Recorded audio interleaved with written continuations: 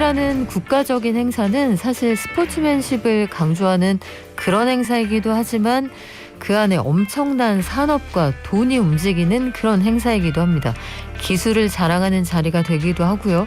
마스코트만으로도 엄청난 수익이 발생을 하기도 하는데 이 모든 베이징 올림픽을 둘러싼 기술과 돈의 향연, 오늘 두 분 모시고 한번 탈탈 털어보겠습니다. 디지털투데이의 황치규 기자님 그리고 이데일리의 이성무 기자님 모셨는데요. 저하고 다른 방에 모셨습니다.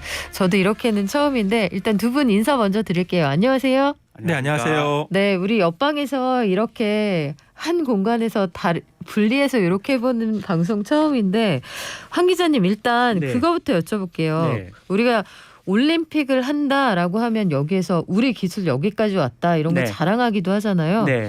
이번에 베이징 올림픽 개막식 때도 보니까 사람들이 걸어갈 때 걸어가는 그 바닥이 LED 화면이 터치가 되면서 그림이 나오더라고요. 네. 뭐 이런 대형 LED부터 우리 요 정도 사이즈로 만들 수 있다 이런 걸 자랑하는 거 맞죠? 네. 또 뭐라던가요? 좀 알려주세요.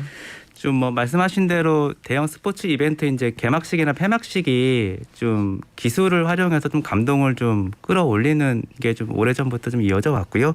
알게 모르게 이제 뭐 말씀하신 디스플레이 기술부터 해서 다양한 기술들이 이제 좀 행사에 활용이 되고 있습니다. 뭐 행사 자체뿐만이 아니라 이제 그 선수도 훈련이나 이제 등에도 IT가 많이 활용이 되고 있고요. 그리고 또 요즘은 이제 대형 테크 기업들이 스포츠 이벤트를 좀 기술 혁신에 좀 그 결과물을 좀 선보일 수 있는 테스트 무대로 좀 삼고 있는 흐름도 있어서 올림픽이나 이제 월드컵 같은 행사에 대한 관심이 그 테크 업계에서도 관심이 커지고 있는데 이제 우리 지난 2018년 평창 올림픽의 경우에는 그 인텔의 기술을 저희가 좀 활용을 해서 그 1218대 드론을 활용해서 오른기를 하늘에 이제 연출했던 장면이 지금도 많은 분들이 기억을 하실 것 같고요. 이번 베이징 올림픽은 좀 코로나19 상황도 있고 그리고 중국이 이제 강조하는 어떤 그 기술의 우선순위 등이 다 맞물리면서 이제 로봇이 여기저기에 좀 배치돼서요. 로봇을 이제 곳곳에서 볼 수 있고 상하 봉송부터 뭐 이게 식당, 그 서빙 이런 부분들까지 로봇이 곳곳에서 좀 활용되고 있는 부분들이 많은 관심을 끌고 있습니다. 네, 로봇이 배식해주는 거 그거 되게 신기하기는 했는데 네. 음식 맛에 대한 평가는 좀 박한 것 같기도 네. 하고요. 로봇이 신기했는데 뭐 침대도 움직이는데 본질과 맞느냐 뭐 이런 주장도 있습니다만 여하간 우리 이성무 기자님 지난주에도 한번 모셨는데요. 외교적 보이콧 영향으로 올림픽 마케팅은 역대 최저 수준이다 이런 주장이 있어요. 실제로 현황이 어떤가요? 네, 일단 올림픽의 저주라는 말이 있는데 지난 도쿄올림픽이 제대로 코로나19 때문에 저주받은 올림픽이었죠.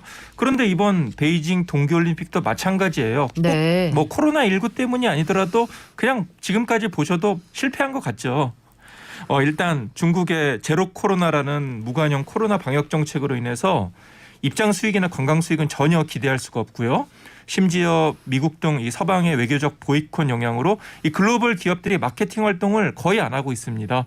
이미 올림픽 개최로 막대한 비용은 들어간 상태인데요. 이것이 적자로 이어질 경우 중국 경제에 악영향을 미칠 것이다 이런 우려가 커지고 있고요. 그래도 이제 스케이트 경기 이런 게 주로 열리는 베이징 같은 데는 기존 시설을 이용했기 때문에 큰 손실은 없다 뭐 이렇게 얘기할 수 있는데 이 스키 경기가 열리는 장자커우 같은 지역은 이 멀쩡한 산을 깎아서 스키장을 아예 새로 만들었거든요. 네. 그러니까 눈이 안 오는 지역인데 억지로 눈을 채우기 위해서 막대한 제설 비용을 쏟아부었고요. 원래 건조한 지역인데 눈을 만들려고 무리하게 이 물을 끌어 쓰다 보니까 환경 문제도 우려가 되는 상황입니다. 이런저런 올림픽 준비로 돈을 많이 쓰다 보니까 또 심각한 재정 문제에 직면했다는 얘기도 나오고요. 이 전체적으로 올림픽 때문에 오히려 중국 경제가 악화되고 어려울 가능성이 커지고 있는데요. 이렇게 되면은 중국만 힘들어지는 게 아니라 이 글로벌 경제 전체에 악영향을 미칠 수밖에 없습니다. 특히 이 중국과 경제적으로 밀접한 관계에 있는 우리나라에도 부정적인 영향이 뒤따를 것은 불을 보듯 뻔한데요. 한 연구 보고서에 따르면은 중국의 경제 성장률이 1%포인트 떨어지면은 이 한국 경제 성장률은 0.5%이 포인트 하락 압력을 받는다 이런 얘기도 있고요. 미국 블룸버그 통신에서도 베이징 동계올림픽이 지역 경제를 부양하기보다는 오히려 짐이 될 수 있다 이런 보도를 하기도 했습니다. 그러니까 이 베이징 동계올림픽의 저주가 우리에게 완전히 남 얘기만은 아닌 셈입니다. 그렇죠. 그리고 우리도 공식 파트너도 있고요. 중국 경기가 가라앉을 때 우리한테 긍정적인 영향을 미치지 않을 테니까. 근데 IT 부문에서는 사실 경각심을 느끼게 하는 장면도 꽤 많았습니다. 예컨대 성화봉송하는 로봇이라던가 아니면 수중 로봇 이런 거 굉장히 인상적이었는데요. 황 기자님 이거 중국이 로봇 기술이 상당히 많이 올라온 상황이다. 이거 보여주는 단적인 면이죠. 그 중국 정부는 이제 뭐 국가 차원에서 제조 2025라고 해서요. 좀 그 제조를 이제 전통적인 저부가가치 산업에서 고부가가치 제조 산업으로 좀 이제 탈바꿈할 수 있는 비전을 좀 몇 년 전부터 추진을 해왔고요. 그 중에 이제 로봇이 되게 중요한 그 산업 분야 중 하나로 들어가 있습니다. 이번에 이제 좀 뭐 개막식에서 그 좀 보여지면서 많은 관심을 끄는 그 수중 그 성화 봉송 로봇의 경우에 그 좀 빙판 위에서 일단 로봇 두 대가 투입이 됐는데 한 대가 이제 빙판 위에서 입수를 하면 수중에서 대기하고 있던 다른 로봇이 그 불을 점화를 넘겨받아서 네. 그 이제 그 다른 로봇이 물 위에 올라와서 기다리고 있던 사람한테 성화를 다시 이제 점화를 연결하는 방식으로 이어졌는데요. 이게 이제 물 속에서 이제 좀 차가운 물 속에서 있으면 이제 불이 좀 꺼지지 않은 측면도 좀 개인적으로 좀 관심이 봤었고, 그리고 정확한 로봇이라는 게 이제 어떤 굉장히 미세한 동작이 되게 중요하거든요. 이제 어떤 정확한 동작이 중요한데 사전에 어느 정도는 최적화된 연습을 좀 거쳤기는 하겠지만은 앞으로 중국 정부가 가고자 하는 어떤 방향이 로봇을 활용해서 다양한 산업 자동화 이런 부분들에 적극적으로 진출하겠다라는 부분들을 좀 보여주는 측면도 있어서 뭐 로봇과 자동화 산업 측면에서 아마 중국의 행보를 더 주목해 보셔도 될 것 같습니다. 이게 그 한편으로 되게 신기하면서 사실은 저도 이거 보면서 좀 꺼지지 않을까 걱정도 됐는데 이 기자님도 이 장면 보셨습니까?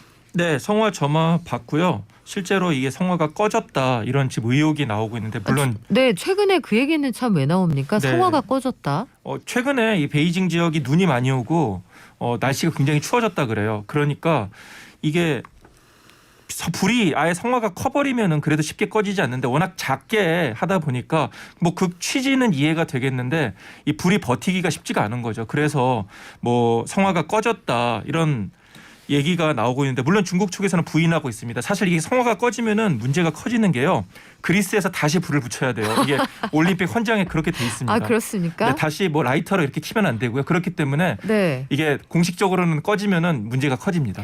그렇군요. 이게 MBC 같은 그 미국 방송국들은 이게 꺼진 것 같다 하면서 화면도 공개를 했는데 만약에 성화가 올림픽 기간에 꺼지면 이거 다시 원점에서 다시 성화봉송 다시 해야 되는 거예요? 그러니까 사실 이런 예비 상황을 대비해서 이제 예비 불씨를 놔두기는 해요. 네. 아마도 뭐 중국 측에서 공식적으로 인정하지 않았기 때문에 예비 불씨를 사용하지는 않은 것 같습니다만은 만약에 네. 공식적으로 꺼졌다 그러면은 그 예비 불씨가 활용되지 않을까 생각이 듭니다. 그렇군요. 요건 처음 알았습니다.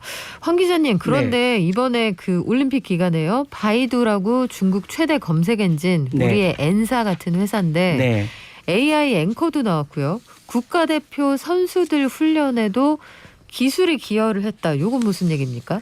그 말씀하신 대로 이제 바이두는 뭐 중국의 구글로 불리는 업체고요. 이제 구글과 마찬가지로 처음에는 이제 검색으로 시작을 했다가 지금은 이제 자율주행, 뭐 이커머스, AI, 뭐 엔터테인먼트 거의 안 하는 사업이 없는 중국 3대 빅테크 기업 중에 하나로 이제 성장을 했고요. 이번 올림픽에서도 이제 뭐 그 성화 봉송에 사용된 자율주행 로봇도 제공을 했고, 그 선수들이 훈련할 때 좀 선수들 운동 그 몸 동작을 좀 360도로 좀 이렇게 파악할 수 있는 3D AI 기술이라고 하는 것도 제공을 했어요. 그래서 이게 이제 동계 스포츠 같은 경우에는 예를 들면 이제 스키 점프 같은 스포츠는 그 운동은 이게 육안으로 동작을 이렇게 좀 확인하기가 쉽지 않거든요. 네. 이 부분을 이제 3D로 선수들 동작을 캡처를 해서 이거를 이제 AI 기술로 분석을 하는 기술인데 선수들의 이제 뭐 경기전 훈련에 사용된 것은 물론 이게 이제 경기를 지켜보는 청중들 입장에서도 이 기술을 활용해서 이제 좀 제가 영상을 좀 보니까 이렇게 뭐 스키 점프 같은 스포츠들의 동작을 굉장히 디테일하게 표현을 좀 해주고 있더라고요. 이런 기술들을 제공을 또 했고 또 지금 중국 국영 TV CCTV에서 그 이 스포츠 올림픽 스포츠 중계를 하면서 그 수화 서비스를 통역 서비스를 제공하고 있거든요. 여기에 나오는 이제 수어 통역사가 사람이 아니라 저희가 뭐 얼마 전에도 다룬 이제 AI 기술을 활용한 디지털 휴먼이 활용되고 있는데 네. 이 부분은 이제 바이두에서 제공을 좀 해서 그 해설이 사람 해설자가 그 경기를 해설을 하면 이게 이제 그 텍스트로 변환이 되고요. 이 텍스트를 베이스로 이 디지털 휴먼이 수어로 다시 바꿔서 수어로 바꿔서 이렇게 동시 통역을 계속 제공을 하고 있습니다. 이런 것들도 좀 달라졌는데 알리바바도 뭐 준비한 게 있었다고요? 네, 뭐 라이벌 중국에서 바이두, 알리바바, 요 텐센트 요 세 회사가 뭐 빅테크 3대 빅테크고 또 서로 간의 경쟁도 굉장히 치열합니다. 그리고 이제 뭐 그 바이두에 이어서 이제 알리바바도 이번 올림픽의 좀 메인 스폰서 업체 중에 하나로 참여를 하고 있고요. 전체적으로 이제 올림픽 그 시스템에 돌아가는 클라우드 인프라 환경을 일단 알리바바가 제공을 하고 있고 그 이외에도 이제 알리바바도 그 바이두와 마찬가지로 그 디지털 휴먼 인플루언서를 좀 선보여서 그 알리바바 쇼핑 그 올림픽 공식 쇼핑샵에서 운영되는 그 좀 그 몰에서 그 디지털 휴먼이 좀 활용을 하면서 그 방문자들에게 올림픽 상품 홍보도 좀 하고요. 그리고 이제 직접적인 커뮤니티 토크쇼도 진행을 한다고 해요. 토크쇼도 진행을 하고 뭐 춤도 추고 여러 가지 좀 활동들을 보여주고 있다고 하는데 제가 이제 이 부분은 저도 좀 기사를 다루면서 사진을 좀 봤었는데 이미지나 영상을 좀 봤었는데 전체적으로는 어쨌든 뭐 중국의 AI 기술이 좀 많이 발전을 했다. 이런 측면들을 좀 체감을 할 수 있었습니다. 이성무 기자님이 지난주에 그 여기 올림픽에서 음식물 조리하고 그러니까 햄버거 굽는 로봇 또 네. 서빙하는 로봇 요거 얘기해 주셨는데 침대도 움직이고 뭐 로봇가 많아요. 신기해요. 이런 반응은 일단 있는 것 같긴 해요. 그렇죠? 네, 근데 사실 지금 저희 고속도로 휴게소만 가도 우리 자동으로 커피 만드는 기계도 있고요. 뭐 네. 사실 대단히 신기한 건 아니에요. 어차피 아 그래요? 프로그램대로 움직이는 거기 때문에 뭐 조리하는 로봇은 크게 뭐 문제되는 게 아니고요. 역시 음식은 손맛이죠. 사실 베이징 올림픽 때 가장 신기했던 게 또 뭐 이번 선수촌에 들어가 있는 모션형 베드 뭐 되게 비싼 거라고 하던데 네. 사실 이거는 조금 보여주기식이 아닌가 싶어요. 왜냐하면 일본이 도쿄올림픽 때 골판지 침대로 좀 많이 조롱을 받았잖아요. 네. 그러니까 우리는 일본과 다르다. 우리는 월등히 수준이 높다. 이런 걸 보여주기 위해서 일부러 뭐 이 모션베드 형태의 좀 최신형 침대를 놨던 것으로 보이는데요. 중요한 건 침대가 아니라 대회를 잘 치르는 거죠. 아 그렇습니다. 뼈를 때리시는데 황 기자님 어때요? 이런 상황들 왜 기술은 있는데 네. 사람이 없다 이런 주장도 있었거든요. 어떻게 생각하세요? 일단 뭐 중국이 올림픽을 준비를 하면서 도쿄 올림픽하고의 차별화를 많이 좀 고민을 한 것 같고요. 뭐 침대도 뭐 말씀하신 대로 좀 비슷한 일환으로 볼 수 있고 로봇 같은 경우는 어쨌든 그 코로나 환경 속에서 비대면 기술을 많이 활용하겠다는 이미지를 많이 어필하기 위한 그런 부분들인데 일단은 신기하다는 평가는 많이 받았던 것 같아요. 뭐 이렇게 주문하고 나면 음식이 천장에서 내려오고 뭐 커피나 뭐 이런 부분들도 서빙을 좀 받고 청소도 뭐 로봇이 하고 방역도 이런 부분들이 로봇을 하고 뭐 이제 그 경기장 밖에서 호텔이나 공항에서도 곳곳에서 로봇이 많이 활용이 됐다고 하는 걸 보면서 이게 이제 관심은 많이 끄는 것 같은데 아까 말씀하신 대로 제가 말씀드린 것처럼 이제 로봇이라는 게 굉장히 동작이 정교하지 않으면 그 사람 입장에서는 좀 어색할 수밖에 없거든요. 네. 그러다 보니까 뭐 식당에서도 이제 대회 홍보에는 로봇으로만 자동화돼 있다고 했지만 현장에서는 곳곳에서 또 사람들이 또 보조하면서 자원봉사자들이 있었다는 얘기도 들리고 있고요. 그런 측면에서 보면 이제 뭐 이게 로봇이어서 사람보다 더 좋았다 이런 측면의 경험까지는 제공하기는 아직은 그런 수준은 아닌 것 같습니다. 그래요. 우리 여러 가지로 관전 포인트도 있었고 우리 선수들 속상했던 일, 기뻤던 일 많았는데 우리 올림픽 기념으로 노래를 한 곡 선곡을 했습니다. 경제발전소가 노래를 웬만해서는 틀 일이 없거든요. 명절 특집 아니고서야. 그런데 오늘 베이징 올림픽에서 우리 한국 남자 피겨 역사상 최초로 세계 5위를 한 차준환 선수. 이번에 그 배경음악으로 선택했던 노래입니다. 푸치니의 투란도트 중에서 네순도르마 잠깐 듣고 돌아올게요. 네. 오랜만에 훌륭한 곡을 듣고 오니까 제가 퇴근길에 차준환 선수 아마 아버님이 사시는 댁인가 봐요. 그 근처를 지나가는데 아마 오늘 확인해 보면 플래카드 내용이 바뀌지 않았을까 싶습니다. 지난번에 4대륙 대회 선수권대 선전했던 걸 또 기념해서 거대한 플래카드가 걸려 있었는데 차준환 선수 정말 잘했고요. 우리 선수들 남아있는 경기도 꼭 힘내서 좋은 결과 있기를 바랍니다. 황치규 기자님, 네. 그런데 베이징 올림픽 때 우리가 또 눈에 띄었던 것 중에 하나가 중국 중앙은행이 발행한 디지털 화폐, 이걸 CBDC라고도 얘기를 하는데 네. 올림픽을 계기로 해서 슬쩍 요걸 또 대비를 시키더라고요.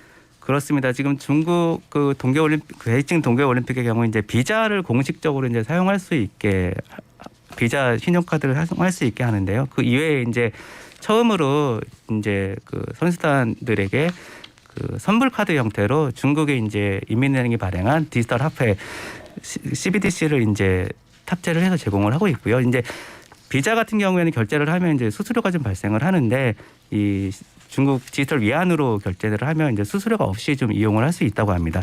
이게 이제 아직 공식적으로 상용화된 건 아닌데 중국 정부 같은 경우 어쨌든 2014년부터 이 CBDC를 프로젝트를 진행을 해왔다고 하고요. 각국에서 지금 CBDC에 대한 그 연구나 검토 작업이 이루어지고 있지만 이게 실전에 투입해서 이게 쓰이게 하는 측면에서 보면 중국이 굉장히 앞서 있고요. 상용화도 지금 그리 멀지 않았다는 평가가 많이 나오고 있습니다. 또 중국이 이제 정부가 주도를 하면 어쨌든 민간을 끌고 갈 수 있는 힘이 좀 있는 구조기 때문에 그 CBDC에 대해서 중국의 금융기관이나 IT 기업들 되게 많이 적극적으로 참여를 시키고 있거든요. 그러면서 어쨌든 좀 이런 부분들이 상용화를 눈앞에 두고 올림픽 무대에서 또 선보였다는 점도 기술적인 측면에서 보면 굉장히 인상 깊은 장면 중에 하나였습니다. 저는 이 기자님 오시면 오늘 요것도 꼭 여쭤봐야겠다 싶었는데 베이징 올림픽 관련해서 코로나19 와중에 또 한 번 열리는 올림픽이란 말이죠. 도쿄 때는 코로나 때문에 여러 가지로 우리가 충분히 올림픽을 즐기지 못했다라는 평가가 있었는데 이번에 베이징에 취재하러 간 기자들 얘기를 들어보니까 그때보다 더하면 덜했지 덜하지 않다 이런 얘기도 있어요. 일단 방역하고 보안 이게 이번 올림픽의 가장 중요한 키워드 같기도 하네요. 네, 맞습니다. 이번에 이제 코로나19를 넘어서 두 나라의 특징을 극명하게 잘 보여주고 있다는 생각이 드는데요. 두 나라 역시 모두 코로나19 방역에 신경을 잘 쓰고 있으면서 뭐 올림픽을 치르고는 있는데 그래도 일본은 이 정도까지 개인의 자유를 억압하고 통제하지는 않았거든요. 어쨌든 뭐 코로나19 방역을 하면서도 국민의 행동이나 생각, 자유를 보장하는 이런 사회의 특징을 잘 보여줬다는 생각은 듭니다. 반면에 중국은 이 국민들의 말과 행동, 생각을 제어할 수 있다고 생각하고 있고 실제로 통제하고 감시하는 모습이 지금 역력하게 나타나고 있는 거예요. 뭐 중국 입장에서는 코로나19를 통해서 이 자국의 기술이나 시스템의 위대함, 우월함을 보여주고 싶겠지만은 이 오히려 눈과 귀, 입을 막고 억압하고 어두운 이 그런 민낯을 제대로 드러내는 것이 아닌가, 오히려 역효과가 나는 것이 아닌가 하는 생각이 듭니다. 너무 무섭게 평가해 주시는 것 같기도 한데 베이징에서 그 코로나도 마찬가지고 그 보안 이슈도 좀 있다고 들었어요, 황 기자님. 네. 이게 전용 폰을 따로 쓰게 하는 그런 나라들이 있는 모양이죠. 이제 IT라는 게 완벽할 수는 없잖아요. 이제 보안의 이제 취약한 부분이나 이런 것들은 어디에나 있게 마련인데 이제 이 부분을 또 어떻게 바라보느냐 그런 좀 인식의 문제가 좀 있을 것 같습니다. 지금 아까 이제 외교적인 보이콧이 좀 이슈가 되고 있듯이 지금 각국 정부에서 그 이제 중국 그 올림픽에 위해 좀 선수들이나 관계자들이 설치해야 되는 앱이 있는데요. 여기에서 이제 이게 이 부분이 암호화가 되지 않았다라는 또 보안 전문 업체들의 평가가 나왔고 그리고 또 보안 측면에서도 개인정보 리스크가 좀 이제 유출될 리스크가 있다. 또 이런 우려들이 나오면서 좀 중국 정부와 좀 불편한 외교적으로 좀 불편한 관계에 있는 미국 같은 경우도 이제 선제적으로 그 임시폰을 좀 사용할 것을 선수단들에게 권고를 했고 이외에도 영국이나 네덜란드 정부 등이 좀 선수단들에게 좀 임시폰을 좀 쓰도록 권고를 했는데 아무래도 어쨌든 중국 정부가 좀 이런 유럽이나 북미의 선진국들이 중국 정부를 좀 어떻게 바라보고 있는지 그런 좀 인식을 보여주는 한 장면이 아닐까 좀 개인적으로는 그렇게 생각을 하고 있습니다. 그래요. 우리 지금까지 좀 심각한 얘기했는데 이번에는 좀 귀여운 마스코트 얘기로 한번 넘어가 볼까 해요. 도쿄올림픽 때하고 베이징 올림픽 때 요 반년의 시간차로 열린 두 올림픽의 차이 중 하나가 역시 마스코트의 인기가 아닐까 싶기도 한데 제가 사진이 있는데 요걸 미리 못 드려서 보여드릴 수가 없네요. 나중에 저희 게시판에 올려드릴게요. 현지 베이징에 취재 나가 있는 SBS의 그 정우영 캐스터가 빙뚠뚠 사려고 기다리는 줄이라면서 저한테 찍어서 보내준 줄이 있거든요.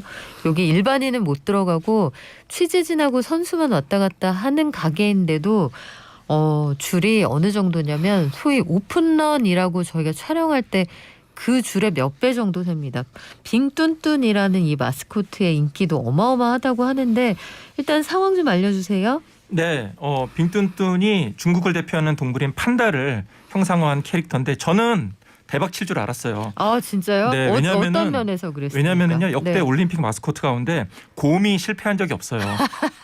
아 네. 곰을 특별히 사람들이 좋아하는군요. 네, 그렇습니다. 역대 올림픽에서 가장 사랑받았던 마스코트가 바로 뭐냐면은요 1980년 모스크바 올림픽 마스코트였던 러시아 불곰 미샤예요. 이 모스크바 올림픽이 서방 국가의 보이콧으로 반쪽 올림픽이 되긴 했지만은 정말 마스코트만큼은 이 서방이건 동구권이건 가리지 않고 큰 사랑을 받았거든요. 그런 의미에서 이번 베이징 올림픽의 빙뚠뚠도 저는 성공할 수밖에 없었다는 생각이 들고 판다곰은 그냥 어떻게 놔도 누구나 좋아할 수밖에 없잖아. 이건 뭐 인정해야 될 것 같고요. 곰은 실패가 없다. 이거 처음 알았어요. 네. 그럼 앞으로도 요 주로 곰 쪽으로 어떻게? 네, 저 네. 평창 올림픽 때도 평창 패럴림픽 마스코트가 반다비 있지 않았습니까? 그렇죠. 반다비도 큰 사랑을 받았고요. 이 곰은 실패하지가 않고 실제로 뭐 베이징이 빙뚠뚠의 인기가 높아지면서 뭐 굿즈 품귀 현상까지 벌어지고 있고요. 짝퉁까지 나오고 있다고 합니다. 빙뚠뚠이 제가 이게 무슨 말인가 알아봤더니 얼음에 있는 그 둔둔이 귀여운 아이 모양을 표현하는 말이라고 해요. 근데 현지 발음으로는 보통 이걸 둔둔이라고 쓰지만 뚠뚠 이렇게 얘기를 한답니다. 빙뚠뚠.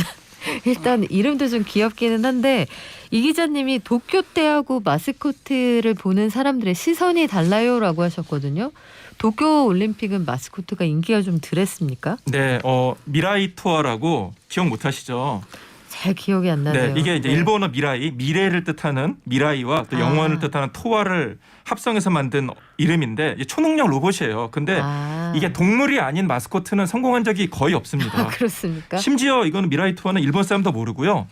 얼마나 존재감이 없었냐면요. 공식 개막식에도 이 미라이 투어가 등장하지 않았습니다. 아니 그거 좀 이상한데요. 원래 그 마스코트는 같이 나와서 큰 탈 쓰고 같이 춤추고 그래야 되는 거 아니에요? 그렇습니다. 88올림픽 때 호돌이나 뭐 평창올림픽 때 수호랑 등장해서 얼마나 개막식을 화려하게 빛냈습니까? 네. 근데 미라이 투어는 나오지 않았어요. 그래서 이제 처음에 마스코트가 공개됐을 때 일본 사람들이 이렇게 주장을 했습니다. 야, 환상의 마스코트가 될 거야. 우리 미라이 투어. 근데 올림픽이 끝나고 보니까 그냥 환상이 된 거죠. 환상처럼 날아가 버린 거죠.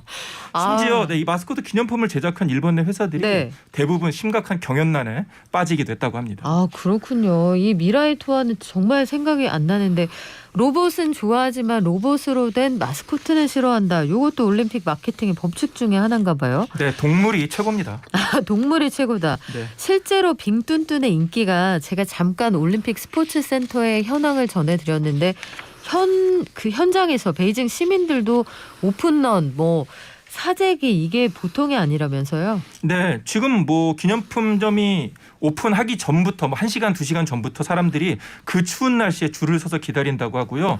심지어 또 어떤 일부 상품은 이게 또 중고 거래까지 되면서 가격이 굉장히 많이 올라가고 있다 그래요. 사실 이게 평창 때도 그랬거든요. 그러니까 평창 때도 저도 현장에서 직접 취재를 했는데 네. 이 미디어 센터 기념품숍을 제가 지나갈 때 저거 대회 막판에 사야겠다 그러는데 어느 날부터 이 기념품숍에 이 인형들이 사라진 거예요. 아니 저희 국장님이나 부장님한테 선물해야 되는데 인형이 없으니까 이제 비상이 걸린 거죠. 그렇죠. 그래서 이제 네. 딱 기념품샵에 입고되는 순간을 미리 체크해서 어렵게 샀던 기억이 있는데 제가 지금 보더라도 이 빙뚠뚠이 있으면은 한껏 사고 싶은 마음이 들 정도로 참 귀엽다는 생각이 들고요. 어쨌든 뭐 마스코트라도 인기가 있으니까 다행인 것 같습니다. 그래요. 이거 개막 전에 공개됐을 때는 빙뚠뚠 못생겼다. 현지에서 이런 반응들이 있어서 인기가 이만큼 있을까 싶었는데 이제는 물량이 달려서 사재기 하다 가짜 제품들이 등장하고 있다 이런 얘기도 있네요. 그렇습니다. 이 중국 매체 보도에 따르면은 각종 이 무단 도용 상품이 적발되고 있다고 하는데요. 사실 뭐 이게 또 색다를 게 없는 게 중국 하면은 짝퉁의 나라 아니겠습니까? 아유, 요즘은 많이 달라졌죠, 그래도. 네. 네. 뭐 하지만은 그래도 어쨌든 이게 굉장히 짝퉁이 많이 났다고 합니다. 특히 뭐 심지어 드라마 아내의 유혹처럼 이 빙뜬뜬 단어 사이에 점을 하나 찍고 아니면 이 마스코트 상품을 살짝 변형을 해서 예. 다른 캐릭터다 이렇게 주장하는 일도 있다고 하는데요.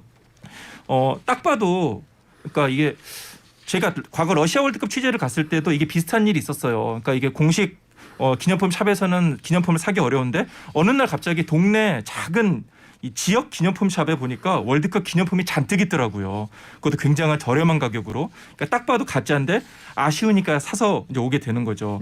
어쨌든 뭐 중국도 그렇고 러시아도 그렇고 사회적으로 이런 지적재산권에 대한 개념이 부족한 나라다 보니까 이런 일이 가능하구나라는 좀 생각이 듭니다. 네, 이제 마지막 질문이 될 것 같은데요. 황 기자님. 네. 이번에 보면 뭐 잘한 점 또 아쉬웠던 점 여러 가지가 교차한 여느 올림픽도 뭐 마찬가지겠습니다만 좀 특수한 상황에서 열려서이기도 할 텐데 네. 베이징 올림픽이 마케팅이 힘을 쓴 올림픽 같지는 않거든요. 네. 총평을 하신다면 이거 남는 장사입니까?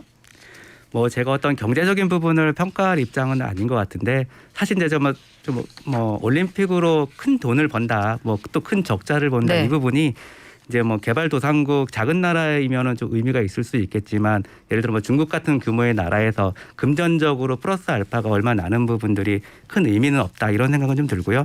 하지만 이제 중국이 어쨌든 어떤 코로나19라는 특수한 상황에 좀 글로벌한 리더십을 보여줄 수 있는 보여주고 싶어서 뭐 또 공통된 목표를 향해 뭐 네. 함께라는 슬로건까지 내걸었다고 하는데요. 그런 측면들을 보여주기에는 좀 여러모로 좀 아쉬운 점이 있다 이런 생각은 좀 듭니다. 그래요. 지금 상황에서 할 수 있는 최선을 다했겠지만 여러 가지 아쉬움도 좀 있었다 이런 평가를 받을 것 같기도 합니다. 지금까지 이데일리의 이성무 기자, 디지털투데이의 황치규 기자였습니다. 고맙습니다. 네, 감사합니다.